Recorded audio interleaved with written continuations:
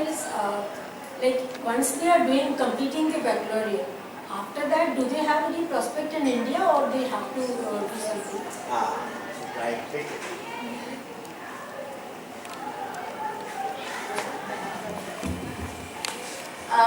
One of my classmates are actually taking up, she did commerce I think, and she was extremely good at dance and music, and she's actually taking up dance as a subject in Chennai. And there are, I know many of my seniors who have taken up colleges in Chennai like Loyola College and many things, and trust me, when you pass the French baccalaureate, you have a thing called European mention that tells you that, shows the other Indian colleges that you have a level of English, you can interact in English, French. So actually Indian schools are welcoming students like this because they bring a new flavor to the universities. So you can pursue your studies in India like completely. There is no problem in pursuing your studies in India, but the main objective is to go to France or abroad to see the flavor of France, but it's completely your decision if you want to stay in India or if you want to go abroad. It depends on you. So there is no problem in going, staying in India. And another request to you, sir, nowadays children also have a say, like Hriday said or his parents said, he voluntarily agreed to go. So if there is some sort of counseling or explaining to the students the pros and cons of studying in India and abroad, so that will help them take decisions also.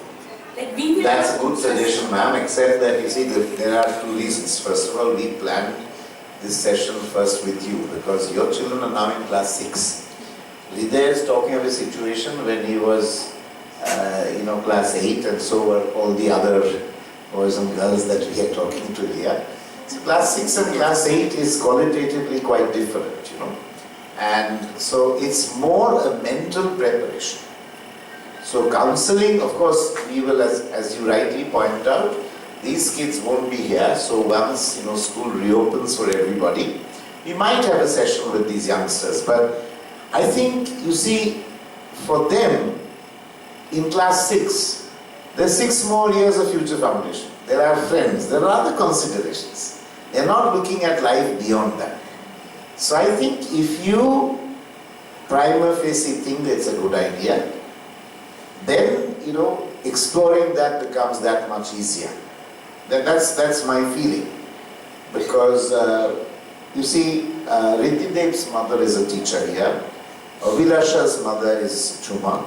So two of them were our own teachers. So therefore, they had a kind of there were always this post school break when Juma and Orpita would come to me and say, "Sir, what if things go wrong?"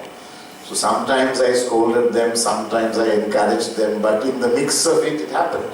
And looking at that, the other parents, and also partly there was influence, but I think it's been good overall, what I'm trying to say.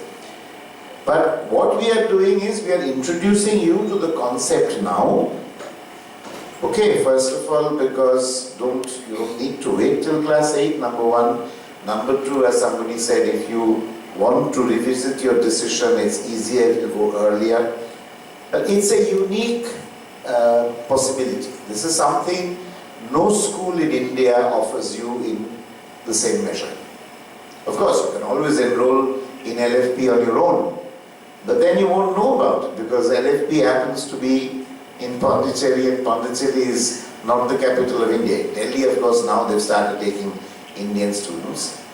But living in Pondicherry and living in Delhi are two different things. So unless you are a native of Delhi and you have a house in Delhi, I wouldn't, kind of advise that possibility, because lycée Français of Delhi is quite central and accommodation there would be very, very expensive, apart from anything else. Pondicherry, as they said, is a small, cozy, peaceful, nice town.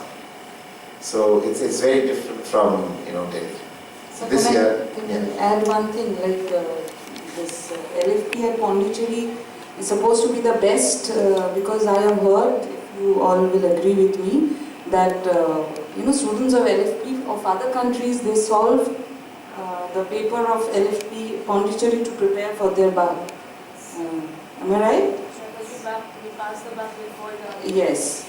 So it's supposed to be the best. No. The reason I added this is starting this year, the lycée in Delhi is also welcoming Indian students. The standards is, I think, better in Pondicherry. No. Indisputably, but I'm just making a point. Earlier, LFP was the only opportunity for any Indian wanting to go through this system. But now there is also Delhi. Anything else? Nobody has spoken about costs, but I think that's something that needs to be spoken. I did say when I introduced the whole thing that it's international costs but not European costs. So it's not Indian costs. So we are not talking of a few thousand rupees every month. I think, ma'am, you could probably shed some light on what it costs. Yeah, this year we got the fee structure. In class 10, Sugandh, it is 2.78 lakhs per year, full year. Like last year, I had to pay 2.35 lakhs for the whole year. Like it comes after 3 months, 4 months? 4 months. Four installments. 4 installments. In 4 installments, you have to pay the amount. And that does not include staying. No, that does not exist. And how much are you spending on staying? I mean, just in your case. Yeah, in Staying my and- case, I'm paying around 10,000 per month rent with 2 bedroom and fooding and everything. But comparatively, it is cheaper than others who are staying in, in other parts of the international schools. Like one of my friends shifted to Chennai and she's paying, spending few thousand rupees more than what I'm paying over here. Naturally, Pondicherry is cheaper. It's cheaper. So, but you are factoring in something like, say, 30,000 rupees a month. 3.5 lakhs a year is what we are talking about, which is significantly more. But then, in Calcutta, even in ICSE board, what you'll discover very soon is children will be spending 19 hours a day, and 20 hours a day ostensibly studying. Apart from school costs, thanks to social pressure, you will enroll them for tuitions, where you will spend a bomb. Okay, then you spend on fuel, sending the child from here to there to everywhere. Then you send them for co-curricular activities. There you will spend a lot of money. So if you add all that up, in Calcutta also, you're not paying exactly like every quarter or whatever, but you do spend a lot of money on your quarter. And the more they grow up, you spend more. So it's not something that actually reduces. And the worst part is that when they finish class 12, they are in a bit of a daze. They are not sure, unlike these kids who were very sure, you could hear from their confidence that they know what they are going to do. Abhilasha went, and Abhilasha is also pretty clear of what she's doing. She's enjoying what she's doing. In India, when children, what I find is when they finish class 12, they might be deciding. They know they are sitting joint. So what does sitting joint mean? Joining Akash. Akash gives you no idea of life. It gives you a way to crack an examination, at best. Okay? But after that, what happens? And then very, very few people, these advertisements aside, very, very, very few people make it to a good institute. The tragedy of the Indian education system today, and I'm not talking of when I studied or when my father studied or when you studied. Today, either state-run institutions where fees are very low, there is no study. That means they are only raising banners and protesting, which is a good thing, provided there is something else also. But otherwise, it's only protest. And the other stuff is that in the very good colleges like the IIT, getting into an IIT is virtually impossible. It is not possible anymore. So if you talk of an AIMS or an IIT and you think, well, that's what I want for my child, it is virtually impossible. And what I would like to tell you is that IIT, look at the IIT's international ranking. The best IIT today is, I think, IIT Bombay, and its international ranking is quite poor. You can get half a dozen French colleges better than IIT Bombay, more accessibly and more easily. You see what I'm trying to say? There is no point in sending your child to a bad institution and then or a private medical college where half of the equipment is not available. Private engineering colleges in India have just a few computers. There is no, if you study core engineering, there is no proper foundry, there is no metallurgical lab, there is no workshop worth its name. And the ones that have it, Jadavpur University or whatever, there are other issues. So, unfortunately, you see, this is not something that gives me a lot of pride in saying this, but our undergraduate education system in India has actually collapsed. Well, for that matter, postgraduate also. School system is still somehow alright. But after that, it is a matter of luck. So you will say, okay, aren't children doing well? Yes, children are doing well because India is, fortunately or unfortunately, a country that is breaking barriers, and therefore in some madness things are happening. But if you want to actually plan the career of your son or daughter, and if you really want the best, this is an opportunity that you can take. That's the only point. I'm not saying that there will be zeros here. That's not the point. But if you really analyze and you see that just their study bit, look at the quality of studies in most of the places after class 12, where our children actually enroll. It's pretty bad. Either there are no studies or very little studies, and the very good places where international rankings are not so good anyway, like the IIT, getting into IIT is impossible. How many children actually get into an IIT from any given school? Take the best of schools. Because you are talking of the theory of probability tells you that you have only so few seats and thousands and thousands and thousands and thousands of students. By comparison, getting into a college that is better than an IIT in France is much easier, as you just heard. So that is what we are exposing you to today. So it's not that you have to think and decide right now, but it's food for thought. It's food for thought. You think it through if you feel, and of course, hopefully you will leave behind your email IDs. And Hriday is also there, Mrs. Bharadwaj is there, Chuma is here. So the ecosystem is bigger, the adventure is lesser than when they took the first step. So you can actually contemplate this. Yes, please. Yeah. Good morning, everyone. Good morning, sir. Actually, I want to know, I'm not concerned about all other things, I'm just concerned about that stream. Now they are in ICSE board, right? And after going there, they will shift it from ICSE to academy. IB. Yeah. So after finishing class 2, that means after finishing higher secondary, so if they want to stay here at India, an Indian education system, so what will be the opportunities and what will be the streams that they will find in their way to proceed? No, I think the answer to that is simple. First of all, one is the Association of Indian Universities recognizes the French system, number one. Number two, this year there was an MOU signed between India and France recognizing each other's system of education. It's a landmark agreement which we hardly have with any country. So we've actually signed that agreement. So coming out of the French system and landing in the Indian system, thanks to the MOU between the governments of India and France, is far easier. That's the second. Supposing they want to continue in India doing an undergraduate. Thirdly, there are many colleges, and she mentioned Loyola, which offers dual degrees.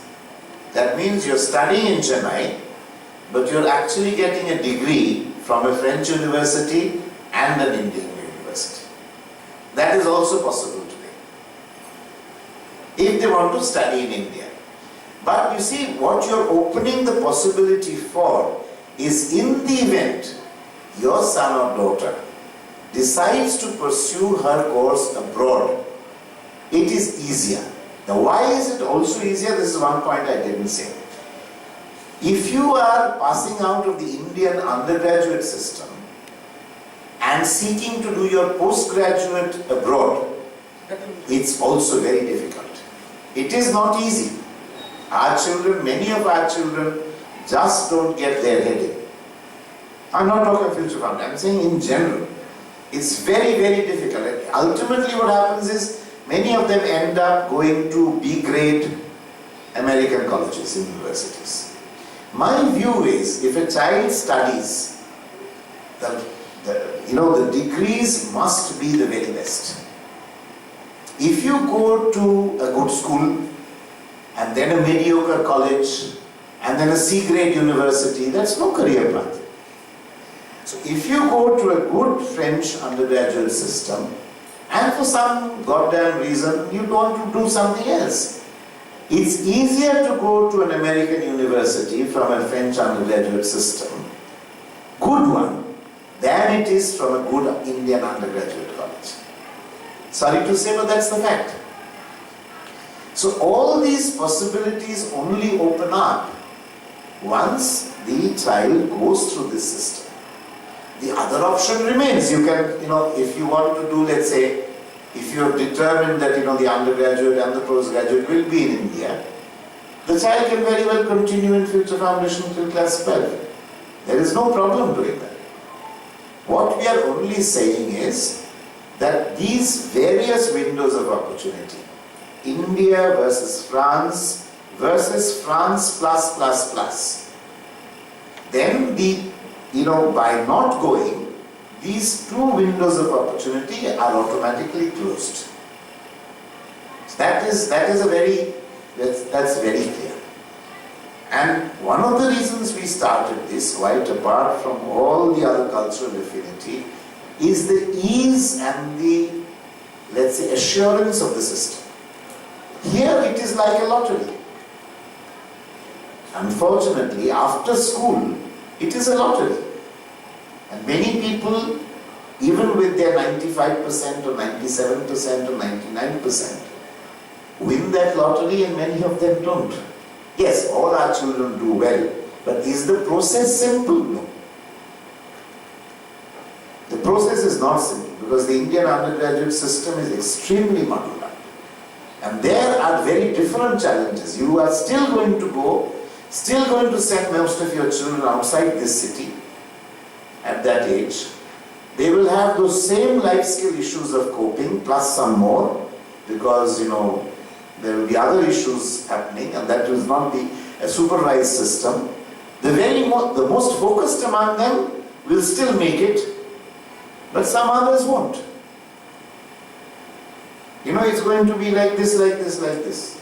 Whereas here, it's far more straightforward. Except that you have to decide beforehand. That's all. One more. Yes, man is pointing out, cutoff in St. Stephen's is 100%. You don't score 100, you don't get into St. Stephen's. It's illogical what is happening. It absolutely doesn't make sense that if you want to get admission to St. Stephen's, you get 99.9, you don't get it. My nephew this year, my cousin's son, last year got into, went through CAT as of course postgraduate. He got 99.5% percentile in the CAT. Okay? So my cousin called me up and said, do you think you will get into IIM Calcutta? I said, I hope so. He didn't get. Not into IIM Ahmedabad, not into IIM Calcutta, not into IIM Bangalore. He got an IIM, and a good one, IIM Kozhikode. But it's not in the top 3, it's not even IIM Lucknow. So the point is, even with a 99.5 score, you don't get it. Another nephew of mine, son of my cousin brother, passed astrophysics, or rather, graduated his graduation from IIT Kanpur and couldn't get into an IIM. He had to settle for XIMB in Bhubaneswar to do his management. So in the uncertainty of the Indian education system, simply because of the relatively small number of good colleges and universities and the huge and growing number of students, there's an absolute mismatch. So I think personally I've come to the conclusion that it is better in many streams, in many, not in all, but in many streams, to allow children to explore, late school and, college university studies there, and then come back to India. When I studied abroad and I worked abroad, I'm just letting you into a secret, I came back to India at 10% of my international salary. What I was earning in Europe, I came back to a figure that was 10% of that. But much later, after India's liberalization, you can come back to India at the same, if not higher salary. Because you will possibly get a higher salary sometimes, because it will be considered a punishment. So what I'm saying is that it is a better, you can actually come back to India and live your life, because, you see, he said renewable energy. You know that India and France together have partnered in this solar venture. It's a huge one. We are all signatories to the Paris Accord. It's a fact that whichever government is in power, solar power is the future. How many good students in India are passing out with renewable energy? You tell me. From any university. And so if you pass out with renewable energy and you work somewhere credible, which I assume he will after he passes out, and he comes back to India, he'll come back with a premium over and above somebody who studied in IIT Kanpur or an IIT Bombay. So the latest subjects, the most important subjects, are already, part of the consideration set. That's what I'm saying. So you can, it's a choice of doing your undergraduate and postgraduate and somehow muddling through the system and either losing yourself in that system, or then thereafter going abroad and never coming back. To this situation where the possibility of living in India with a good salary and a good living standard is possibly more assured. That's my view of it, you see. Because if you look at the subject choices they made, it's up there. It's quite radical. It's very different from the choices our students make.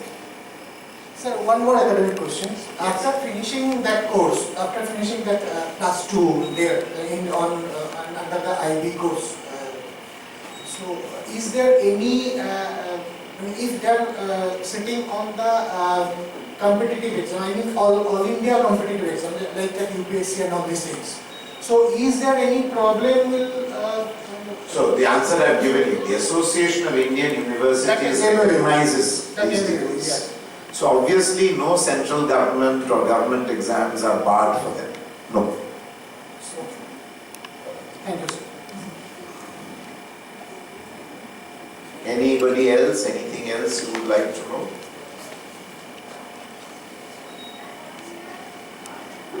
No? So I think most everything is answered, whatever you choose to. So what we'll do is, we'll, kind of request you to come one day, as they said, to talk to the children. Of course, it's not easy to talk to class 6 children about the future. If I look back at my class 6, I understood nothing. But anyway, let's hope that they can take it. So this has been a very enriching session, I think. From my side, I must say I enjoyed it a lot. It's been a first time. Yes, very good. That session should be dream-oriented. Actually, the students have separate dreams and goals of their own life. So that session should be dream-oriented of their own. Yes. lot of others. Yes, yes. No, no, absolutely. So these kids, as you can see, they are doing very different things. So maybe, we'll be less present. So they will look at them as dadas and didis and hopefully get some inspiration. And I think that's good. But I quite enjoyed today's session. And I must thank them because while they are our former students and part of what ma'am describes as our family, which indeed they are, and they are now our ambassadors, and I feel very proud that you are doing what you're doing. So let me publicly felicitate you, A, for the choices you made and your achievements which are up there. It's with an intention that I put it up. It's really extremely commendable that they have done what they've done. They have been path breakers because they went with no knowledge. Abhilasha was, when she went... She didn't even know the alphabets of French. Yeah, so she knew nothing, and then the following year they went and we signed the partnership, and I think it was all a bit of grey, frankly, and of course I'm always very courageous when it comes to this, but fact of life is there was some trepidation. But today is a vindication of the decision, the fact that today they're standing in front of us, explaining how they've spent their 4 years and they've made brilliant choices and got through to great places. It makes us very proud. So, and I thank you for smiling. Good. So because that really feels very nice. So I encourage you to encourage, the younger people for whom the path has already to some measure been chalked out by you. LFP is no stranger anymore to Future Foundation. It's one thing to sign a MOU. It's quite another thing to have your children go study there for several years and then, come back. And so this is true partnership. This is true bonding. And I think it's more than LFP. We are talking of a culture. We are talking of, as you said, dreams of theirs. It's a whole new world. It's a very different world, even from the one that we live in. The world is actually very, very different. And I feel it should be a story of empowerment. We, you and we have it in our power to empower our younger generation. And then let them make their choices. Why should we restrict them?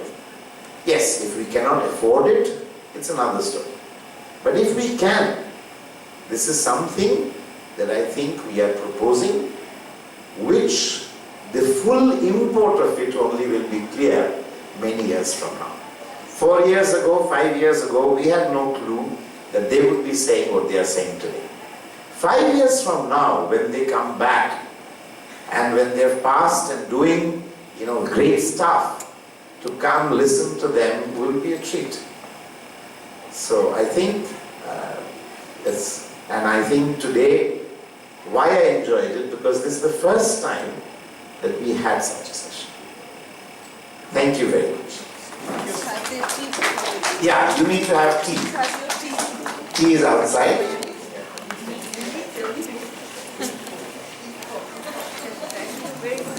By the way, we hope to be starting Tuesday. We hope so. Yeah. They are feeling bored also. No, anyway. I don't want to